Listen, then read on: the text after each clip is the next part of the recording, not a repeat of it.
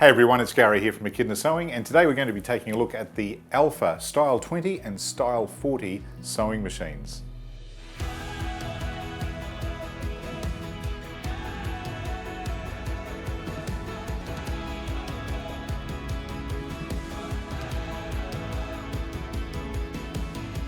So Alfa is a brand that's quite new to Australia. We're very proud to be the distributors and the suppliers here in Australia for Alfa. It is a brand that's been around for 100 odd years, Spanish company, and if you Google Alfa, you will see they're all over the world, and we're so excited to be actually releasing them here for you. So the two models we're going to look at today are the Style 20 and Style 40, and these are kind of like an entry-level machine, really basic machines, and what we like to call basic mechanical machines. Now, we do get a lot of people contact us and say, hey, I'm just looking for a non-computerized, really simple to use, but heavy-duty, kind of sturdy sewing machine that will just do its job for years and years and years. And these two models will fit that bill. So again, two models.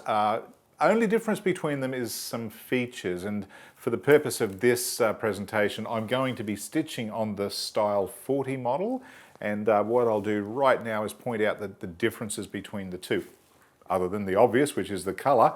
You'll notice the Style 20 only has one dial right here, the Style 40 has two, and we'll also just have a quick look here. The Style 20 features a much smaller range of stitches. It's really the most basic machine, but hey, if that's what you're after, if you just want the most basic machine that's kind of just going to give you years and years of enjoyment, that's the one to look for.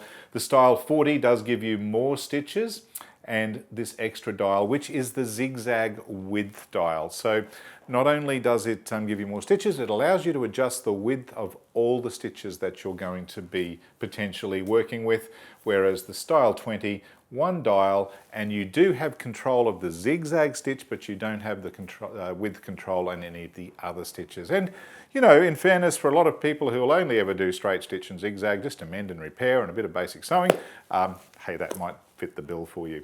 Needless to say, everything else on the two machines is exactly the same. So if I talk about it on here, it'll be available on there, and I will point out those couple of features again that aren't available on the Style 20. So with that said, let's get into it.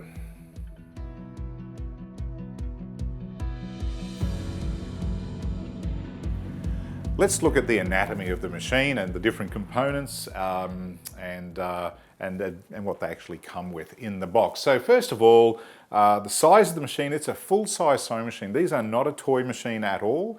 They have a 70-watt, a very powerful 70-watt motor, which actually puts them at the kind of at the upper side of power compared to a lot of machines on the market. And good footprint. They're reasonably heavy. Now, and I say that not saying that they're that heavy that you can't lift them, but they're not terribly lightweight in the sense that they're not going to bounce around the table. They're a solid alloy metal chassis, so they're really, really well made, well constructed, and very, very solid machines. So let's start at the top here and have a look at what we've got. We've got our spool pins here. That's two spool pins, so you can use two spools of thread on here for twin needle sewing if you wish. We come down here, we've got the bobbin winder unit here. We're going to wind a bobbin very soon, so you see how that all works. And then of course our threading path. Interestingly, there's all little diagrams on the machine to tell you how to thread the machine. Very, very simple to thread, and we're going to go through that in some detail. Moving across here, we've got our tension system right here, and very easy to get to and easy to adjust. We've also got our reverse mechanism here. So I like this position here for the reverse mechanism. It means while you're sewing, you can back tack with just touching that rather than having to go over to the side of the machine. On the side of the machine, we've got a little cutter here for cutting the thread. Then of course we come down to our needle and needle bar, needle holder. The presser foot is sitting just here. It has a free arm attachment, so this little cover comes off and that exposes the free arm. And in the side here, we've got the little accessories kit. So we're going to leave that out because we're going to go through that in a minute. If we now pull this down here, you'll see that's our bobbin system here, and it's a full metal shuttle system on these. So we're going to show you how that all works in a few moments. Coming across, we've got the stitch width controller, as I said before. That's one of the fundamental differences between this and the Style 20. It doesn't have the independent width controller. And of course our stitch length control here.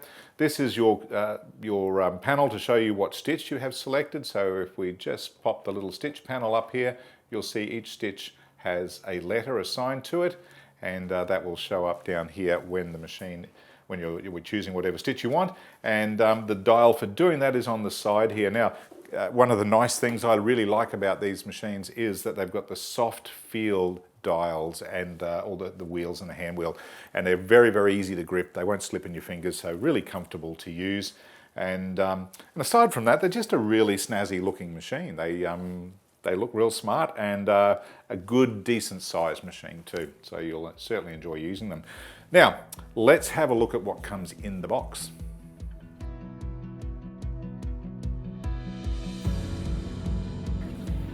It's always exciting opening a new machine or a new appliance when you get it home, and part of that excitement is what is included. So let's have a look. First of all, you will notice there is an instruction book that's really quite efficient, and because they're basic machines, there's really not that much to learn on them. They are very, very simple, but the instruction book's very handy, of course. And the little warranty card. The warranty is covered by Echidna in Australia. We are the distributors and the agents for them.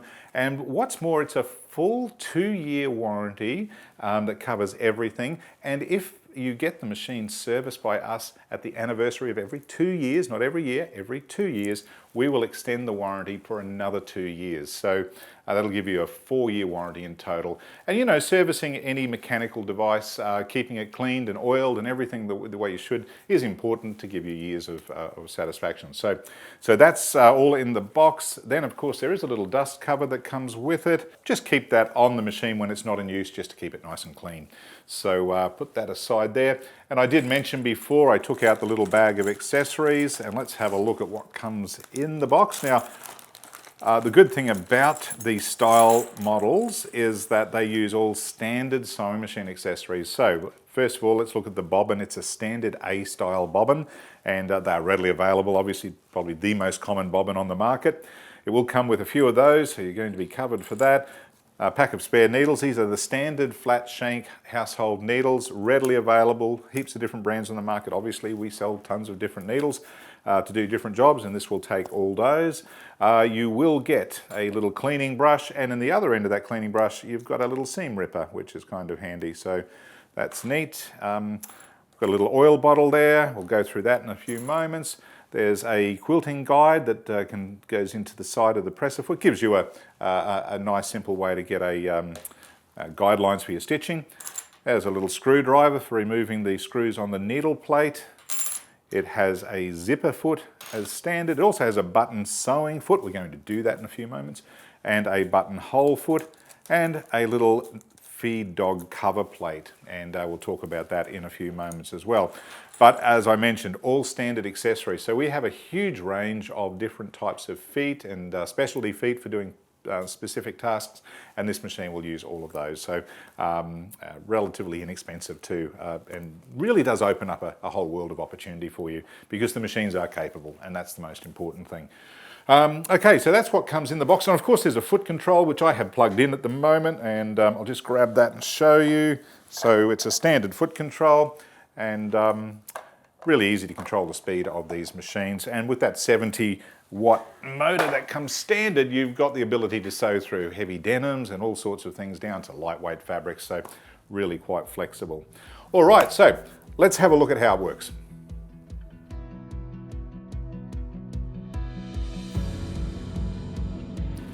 First thing we need to do is, of course, wind a bobbin. So I'm going to bring over a spool of thread here, and in the little sewing kit that came with it, there's a couple of little felt pads, and they actually go onto these spindles here, the spool pins, so that just helps stop thread from vibrating around. We can lift these guys up. Now, I'm going to point out that spools of thread come in all sorts of shapes and sizes. This is a very high quality thread. It's Resant, it's on a 1,000-meter cop. It's a good way to buy thread. And of course you might also have some of the smaller 100-meter cops of thread, and they're all fine for using on these spool pins here. which we will do in a moment. But there is also a growing trend to having thread supplied on little cones, and we're going to show you a little trick on how to use these cones on this type of spool pin in a few moments. But first of all, we will wind a bobbin. We might use this green thread. Now, one of the nice little features on this machine is on this spool pin, there's a little tiny hole in the side of the spool pin. And what that allows us to do, when we've got a bigger spool or a spool that's going to probably rattle around a bit, we can put the spool on that right-hand spindle, and I can just pop the thread through this little hole here, and now that will control the thread as it comes off the spool, and it won't sort of go get lost or wrap around the spool pin at all. So that's a kind of a cool feature. But first what we're going to do is wind a bobbin. So I'm going to take a bobbin from the packet that we had. Again, it's a standard A-style bobbin. I'll pop that there. And on the top of the machine, it shows you exactly how to thread the bobbin, and it's the dotted line up the top here that we're going to work with. So we just simply pop it into to A on the dotted line there, and then following the instruction there, we come around and put it around the little tension system there. And at this point, the easiest way to wind your bobbin is just pop the thread up through the little hole in the bobbin there. And I'll try and keep my fingers out the way. And then just put the bobbin onto the bobbin spindle, push the bobbin across, and that disengages the machine. So when we hit the foot control now, the machine will start winding the bobbin. Holding the thread there, just wind a little bit onto the bobbin, stop, grab a pair of scissors and just trim that thread back off to the top of the bobbin there. And now we can continue on winding the bobbin. So we'll wind a bit of thread onto the bobbin there. I don't need to fill it, and one of the things that people often do is they fill every bobbin they wind. You don't need to. Often you just need enough thread to do the job at hand. Now I happen to know that I probably only need about that much thread. And if I stop this now, push it across, I can take the bobbin off. But if I did want to fill the bobbin, this little white device here you see will, as the bobbin fills up, it will rub on this little white cam, and that will stop the bobbin from overwinding. So pretty simple, you won't overwind any bobbins.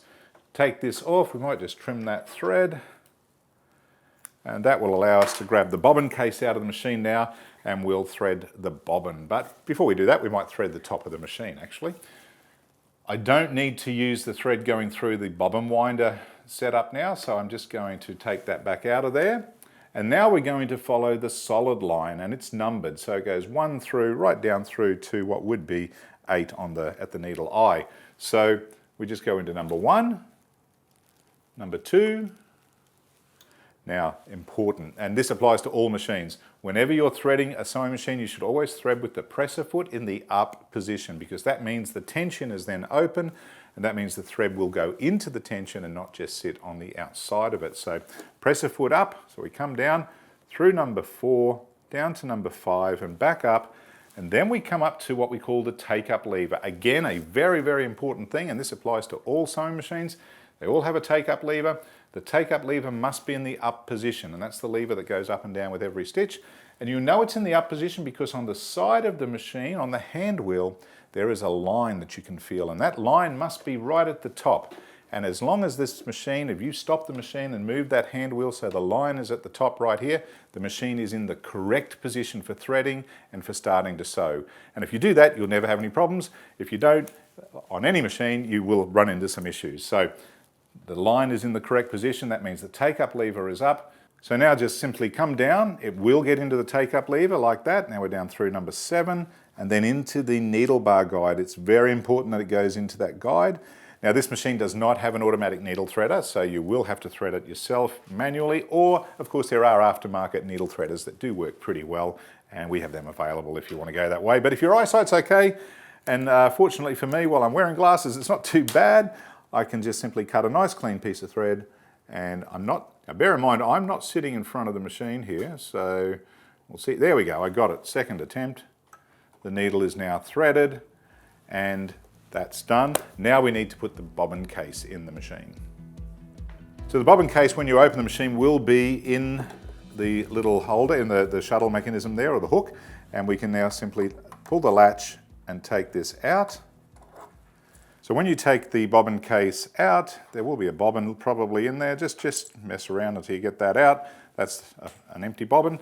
We'll take the bobbin that we just wound, and it is just a case of putting it in the correct way. Now, when you put the bobbin in, it will basically turn the bobbin clockwise, but the thread will come off from the right-hand side and into the little slot there, and back under the little tension device there, and that's your bobbin threaded. Now you should feel some tension on that thread. It should have a bit of drag on it. That's perfectly normal. And what you do is leave about a couple of inches or 5 or 6 centimeters of thread just sitting there. Loading the bobbin case into the machine, it's important you do it correctly. One of the most common things people do wrong is they don't insert their bobbin case correctly, and if you don't and then start sewing, you'll jam up your machine, and again, that applies to any machine. So you've got to do it right. Best way to do this, or best thing to understand, is this little arm here. It sits vertically, so when you're putting the bobbin case in, that's the orientation that it should go in. If you hold the latch open a little bit and pop this in like that, that arm will have its own little slot to go into, and you'll see it, and it'll click into place if you let go of the latch, and you should be able to see the tip of the spindle right there, right outside at the front of the bobbin case.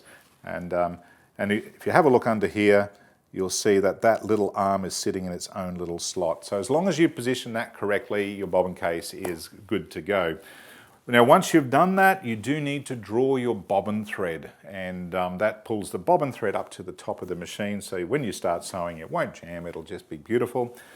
To do that, hold the thread of the needle, turn the wheel towards you, a complete revolution, and then pull that thread, and the bobbin thread will come up to the top. And now I have 2 threads, and we just pop them to the back of the foot, and the machine is all threaded, ready to stitch. All that's left to do is pop this back up, and we might even get rid of that bit of thread and put our cover back on, and we're good to sew.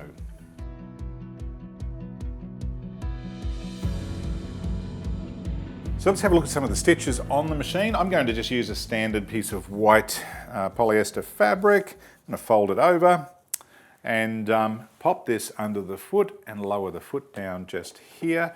And the first thing we're going to do is I'm going to use a standard straight stitch.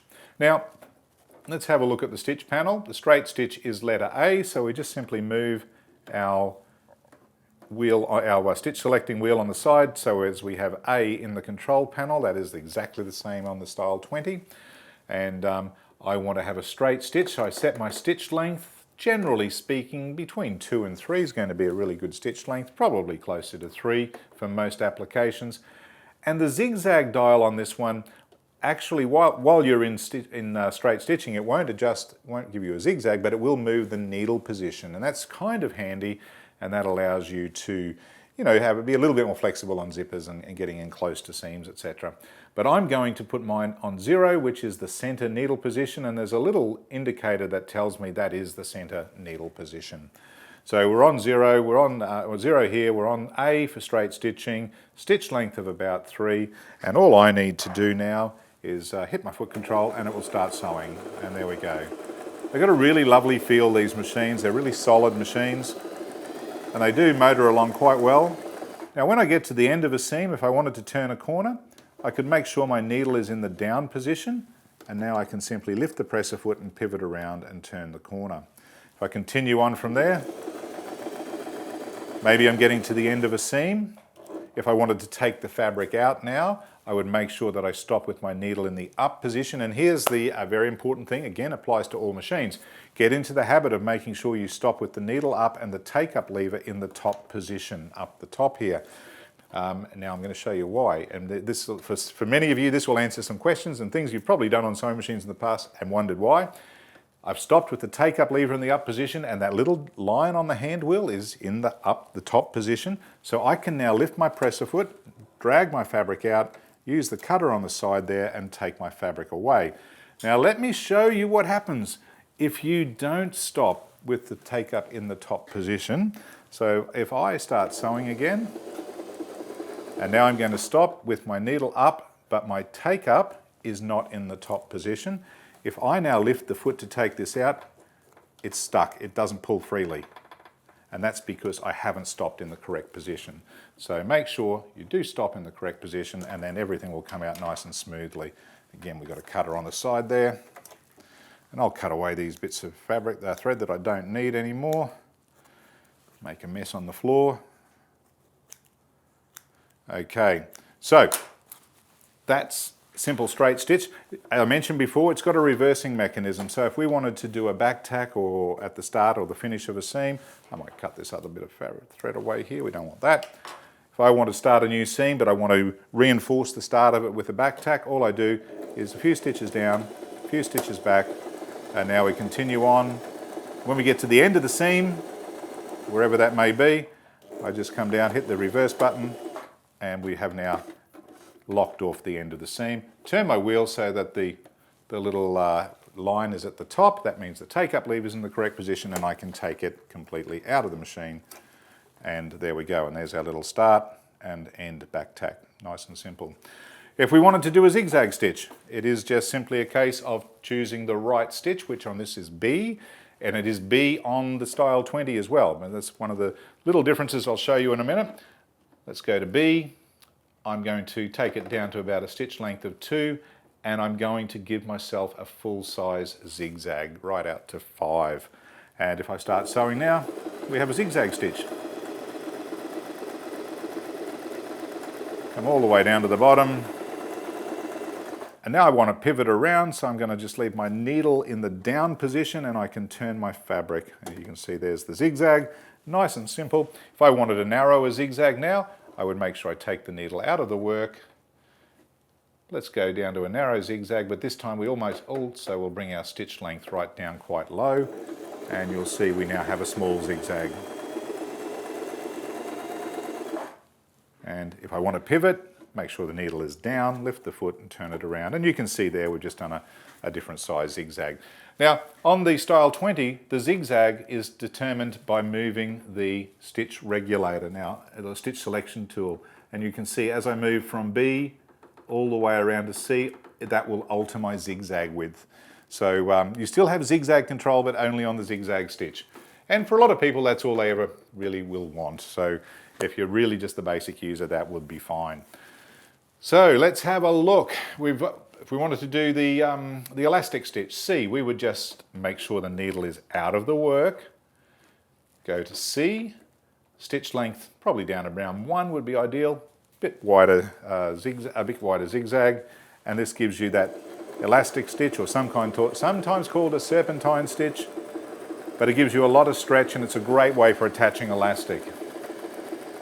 And very, very simple to choose. Now we'll just pivot around a bit, come back this way. And you'll notice we've got blind hem stitches and over edging stitches and decorative stitches, but we've also got an S1 and an S2 feature, and this is the other fundamental difference between the style 20 and the style 40. These are called stretch stitches. The style 20 does not have this mechanism. Okay, so that is probably the biggest difference between the two, and along with the stitch width. But in order to do, let's say, a straight stretch stitch, S1, I've just got to simply go back to A. So go to A. I'm going to move this around to the S1 mark there, and I'm just going to put my width back on 0, which will give me a center stitch. So that's the needle in the center of the foot, and that will now give me a triple stitch. Stretch or a triple stitch is the other term for it. And if I now bring that around, you can see there it's a much, much heavier stitch than a standard straight stitch. So it's good for denim and getting a top stitch effect, or where you need a really, really, really strong seam. That is a great stitch to use. If I wanted to do that as a zigzag, for instance, and I go to stitch B there, and I'll stay on S1, but I'll move my zigzag dial around, you'll see we get a triple stitch zigzag, often called a rickrack stitch as well. And quite a heavy stitch, quite a decorative stitch too, actually. It looks really, really impressive. And so very, very simple. Let's go and do something a little bit out there. Let's say we wanted to have a look at this overlocking stitch here, F. It's like a blanket overlock stitch. To choose that, we just simply go to F, making sure the needle is out of the work. And we're on zigzag, so we want the width of the stitch, and we're still on S1, and it will now give you that stitch.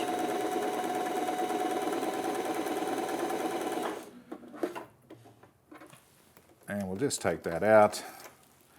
And there we go. So you can see choosing the stitches is very, very easy, and there's a good variety of stitches to work with there, and that'll cover pretty much any of your basic and stretch sewing and utility sewing. Again, pointing out, the Style 20 doesn't have the stretch stitch mechanisms, and it only has zigzag a width adjustment on the zigzag stitch, not all the other stitches. Okay, so let's take a look at buttonholes.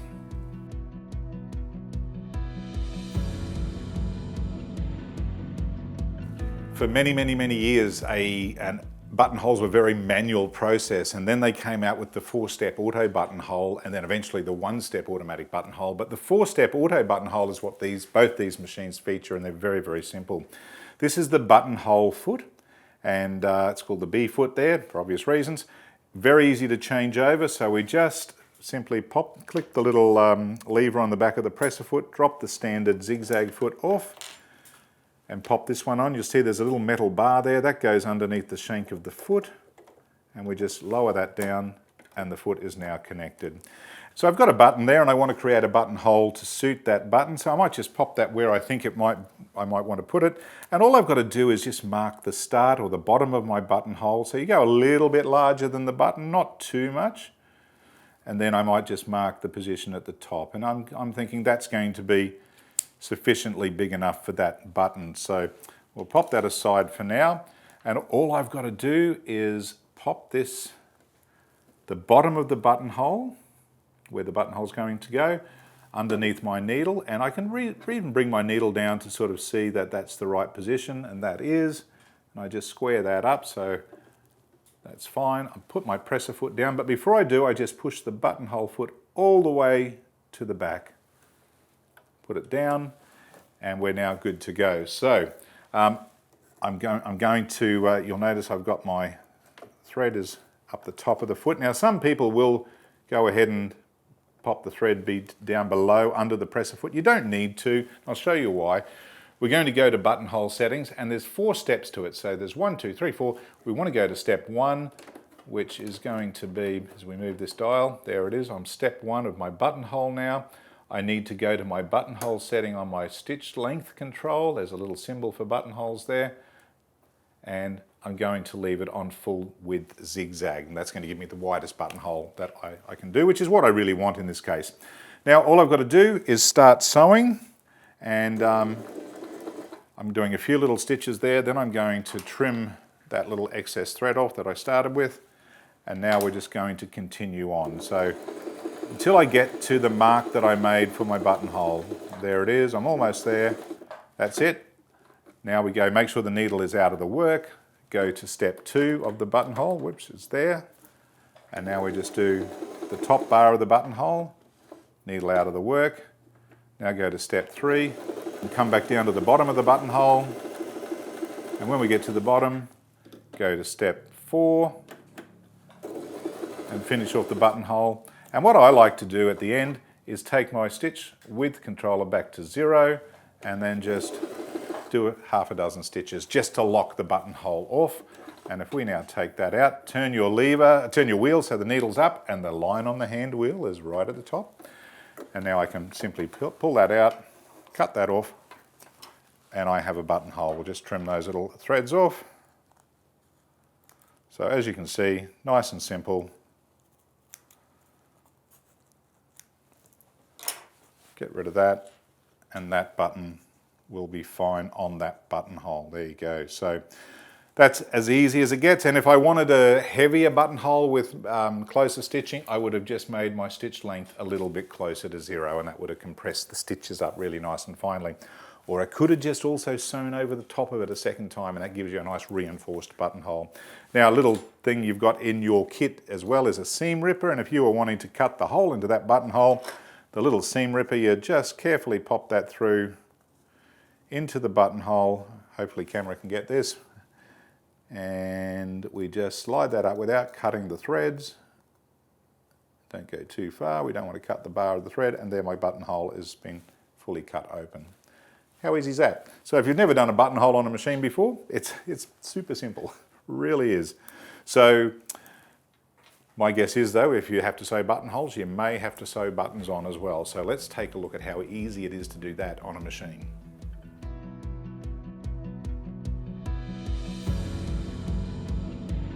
I've tried sewing on buttons by hand, and I mean, it's easy to do, I guess, but it's pretty time consuming. Once you know how to do it on a machine, just how easy it is, you'll never do it by hand again, particularly if you're doing a whole shirt or something.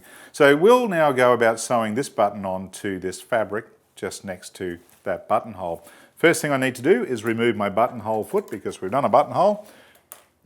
And for button sewing, I need to take the feed dogs out of play. And now some machines have a lever that on the back of the machine that you will drop the feeds. This one actually has a little plate that goes over the top of the feeder teeth. So we just simply slide this on and clip it into place. And then take my needle thread and simply draw my bobbin thread up. I want the bobbin thread up to the top. So my needle plate is in place. My button, I've drawn my bobbin thread. I now want to put my button in the right position, but first of all we have a button sewing foot that you need to put on. It's got a little blue section on it, and it goes with that blue section towards the front. So I'll just slide that in from the back here so I can keep my hands out the way, and we can lift that foot a bit, and it just, again, I'm trying to keep my hands out the way here, guys, so, and I just simply lower that down on the shank there, and that is now in position, and we'll just slide that thread out towards the back there out of the way. Get that under the foot, that's nice. Pop my fabric under. I would have marked where I want my, my button to sit, and all I do now is I take the two holes of my button, slide it under the foot, and we want the holes of the button to sit just between, towards the back. I'm just going to move that to where I want it. Hopefully the camera can see that pretty clearly. The holes are directly underneath the blue area of the foot. Lower the presser foot down.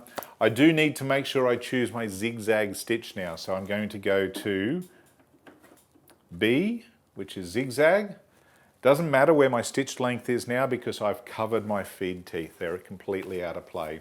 I'm now going to go to the widest zigzag setting, and I'm going to turn the wheel and watch where my needle goes. Now I can see, and hopefully camera can pick this up, it's my needle's just touching the side of the button, so I want a tiny little bit less width in my zigzag. So I'm going to go back down to 4. Now I'll turn the wheel again. Now it'll go across the other side, and that's going straight down the center of the hole in the button. So that is perfectly in position. And to sew this button on, all I've got to do is about 20 or 30 stitches. And that will do me. That's pretty good.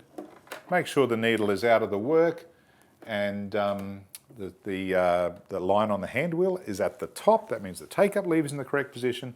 I can just now take this out, cut that off, and I've now sewn that button on. The more stitches you put in there, the more secure that button is. These machines are a lock stitch machine, which means the button is not going to unravel. You know, some of the buttons you get on garments are sewn on with a chain stitch, and they do unravel very easily if you're not careful. So that button is now sewn on there as well. And you've got to admit, sewing a button on by machine is pretty easy, so don't be scared to give it a go because there's nothing to it.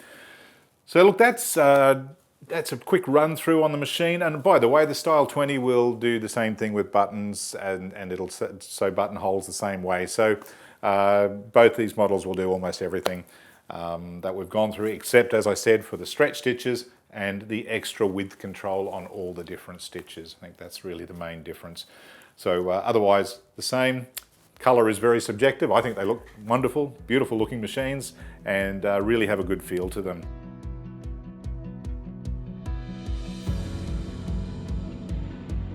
Another great feature of all these style models is a very simple maintenance program that you can do. So you can easily oil the hook mechanism, and you can easily clean it out. You know, sometimes things can go wrong. You don't thread something right and you get a thread jam, and And great thing about this is very easy to rectify. So let's have a look at how you do it.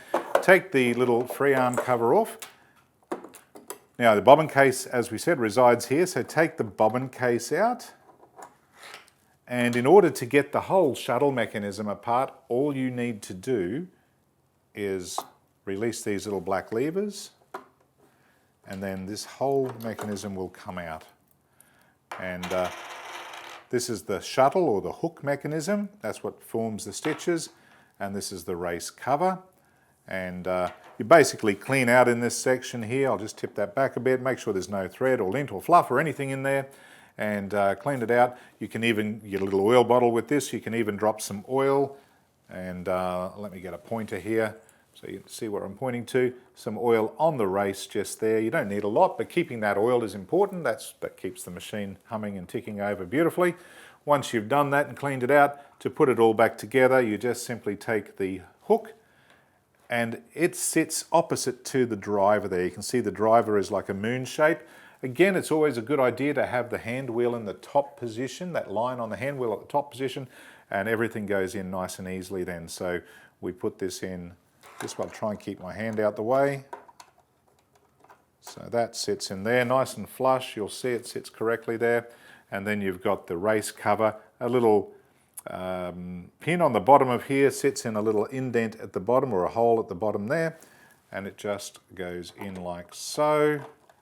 And once that's in position, we just slide the black arms across. And that's it. You've taken out your shuttle mechanism, you've cleaned it out, you've oiled it, you put it back in, and you're good to go. Loading the bobbin case. Again, just hold the latch open a little bit, pop it in until it positions in the correct position. And there we are. You can see the spindle is almost sticking through there, and the little arm is sitting upright. And that's it. That's all there is to it. I was going to mention a little trick for you, and it's a product we developed here.